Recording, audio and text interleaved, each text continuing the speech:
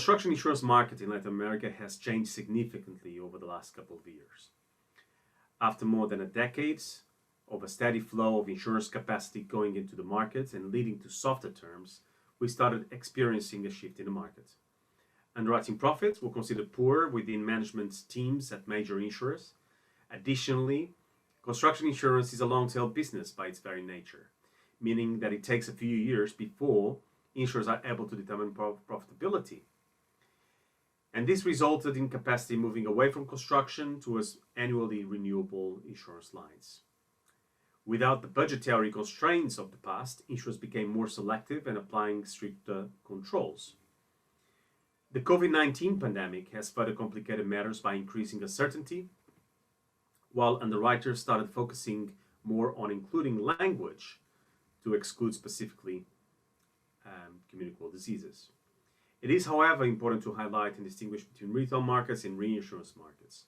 Certainly, we have seen reinsurance markets more affected than retail markets, but this could change over the coming months as renewed treaties come into effect. The market is still evolving, and we cannot really pinpoint exactly what it will look like in a year or more. For the time being, clients are facing some challenges, including budgeting issues.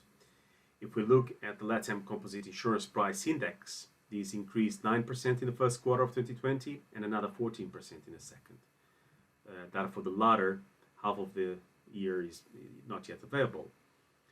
Terms and conditions are also changing, and it is now more difficult to negotiate certain clauses that before we were pretty confident of obtaining. But if we think further along the chain of the projects, we need to carefully consider the expectations of lenders. Most lenders have strict risk insurance guidelines. The concept of precedence is often at the table during negotiations of a loan agreement. But what happens if what was available a couple of years ago is no longer there? Certainly makes the discussions with the lenders more challenging. Policy extensions are also proving to be challenging, with underwriters changing deductibles, limiting cover for the period of the extension, and even attempting to fully draw their capacity at advanced stages of the project.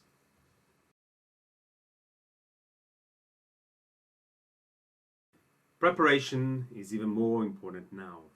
Clients and brokers need to be well prepared before presenting a project to the market. Have a good insurance plan, understand what they need from the insurance contract, and present clear, complete, and concise information.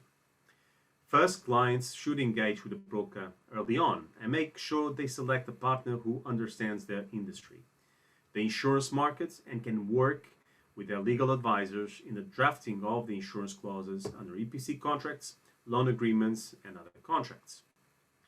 Second, have a good insurance plan. Without a plan, insureds do run the risk of accepting what the market is offering, and often this can mean that the program isn't fit for purpose. Third, clients should make sure they allow sufficient time to market their risk. Most underwriters are under some level of lockdown conditions, much like the rest of the world. So it is important to build extra time into the timetable.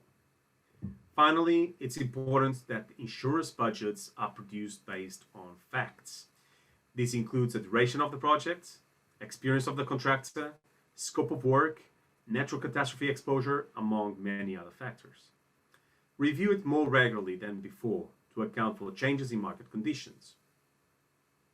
The bottom line is that if brokers and clients follow a good, solid process, clients can still extract good value from their insurance program despite changing market conditions.